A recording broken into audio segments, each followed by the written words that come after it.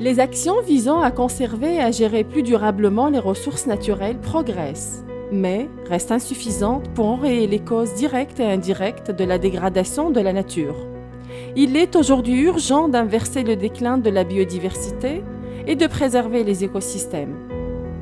Le projet Initiative d'engagement pour la biodiversité, BioDev 2030, est né dans ce contexte, partant du constat que la biodiversité se situe au cœur des problématiques de développement durable et qu'elle doit donc être intégrée à chacun des secteurs économiques. L'initiative Engagement sectoriel pour la biodiversité, BioDev 2030 Tunisie, est un projet pilote financé par l'Agence française de développement et mis en œuvre dans 16 pays pilotes en Asie et en Afrique, notamment en Tunisie.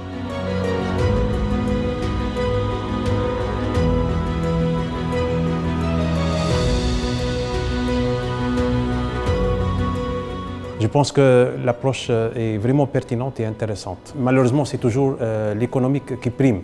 Et s'il n'y a pas cet intérêt économique, on n'est pas sûr que l'ensemble des partenaires vont suivre parce qu'on ne peut pas conserver pour conserver, il faut qu'il y ait quand même un intérêt économique. L'Agence française de développement s'est ainsi engagée à ce que 30% de ses financements climat soient favorables à la biodiversité dès 2025.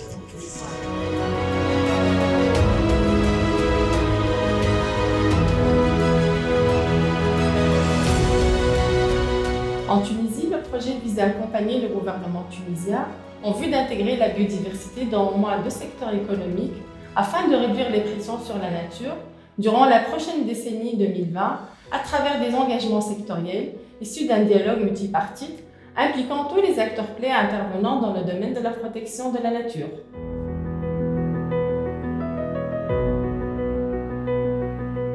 C'est pas un documentaire qu'on voit à la télé, c'est pas quelque chose d'imaginaire, non, ça a un impact réel et direct sur la vie des citoyens. Et quand les citoyens s'en rendent compte, ça deviendra un critère de choix pour dans les élections. Et quand ça deviendra un critère de choix, les hommes politiques vont prendre ça enfin en sérieux.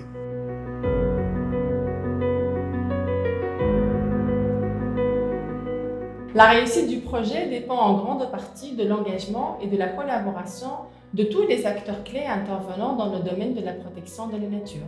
D'ailleurs, l'atelier de lancement officiel du projet organisé aujourd'hui sous le patronage de la ministre de l'Agriculture, des Ressources hydrauliques et de la Pêche a permis d'amorcer un dialogue impliquant tous les acteurs clés de l'environnement en vue de discuter des enjeux liés à la conservation de la biodiversité en Tunisie.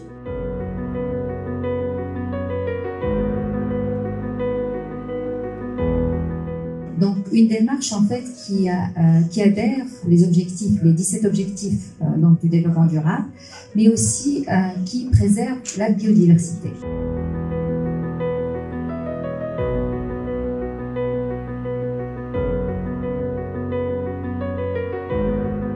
En particulier l'agriculture biologique qui est en expansion aujourd'hui en Tunisie, notamment pour certains produits. L'huile d'olive en particulier, la Tunisie occupe une place importante. Il y a d'autres exemples et d'autres expériences intéressantes. J'ai cité tout à l'heure le cas de l'agriculture biodynamique au niveau de l'oasis de Hezwa, dans le site tunisien, et qui est connecté à un marché allemand avec un système de commerce équitable.